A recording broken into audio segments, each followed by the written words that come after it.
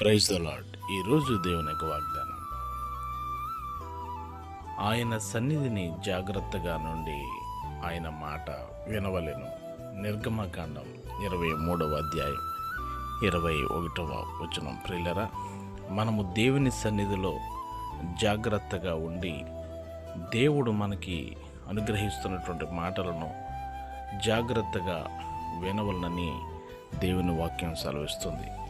నీ దేవుడైన యెహోవా వాక్కును శ్రద్ధగా విని నేడు ఆయన మనకు ఆజ్ఞాపిస్తున్న ఆజ్ఞలన్నిటినీ కూడా అనుసరించి మనము నడుచుకునేటప్పుడు మనకు దీవెనలు ప్రాప్తిస్తాయి.